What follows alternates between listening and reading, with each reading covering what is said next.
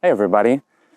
I hope you've heard by now that we just started a brand new restoration project at the Ocean Knoll Elementary School site. They have this beautiful open space canyon that has a lot of pristine and beautiful native habitat, even some federally protected endangered plants.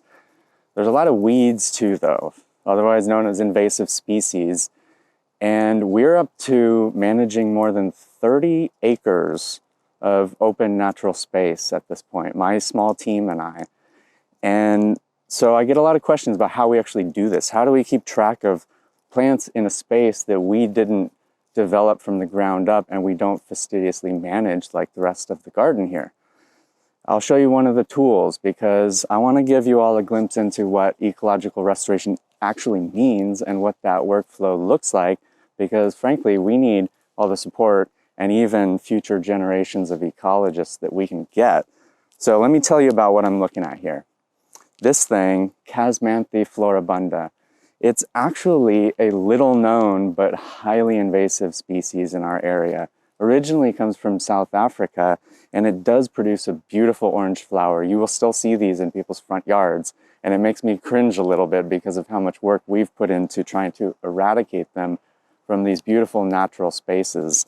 If I come through here and find something like this, as I have here, and I just try to pull it out opportunistically, I'm leaving behind the whole storage root system of this thing, and it will just come roaring back. It'll be as though I did nothing at all.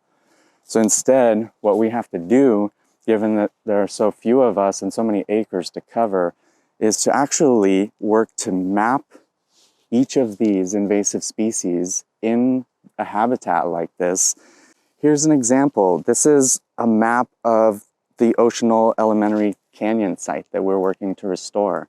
And all of the green that you see on there is beautiful, intact native habitat, including rare plants, rare birds, likely rare amphibians. I don't know that much about them, to be honest. But you see a lot of red as well.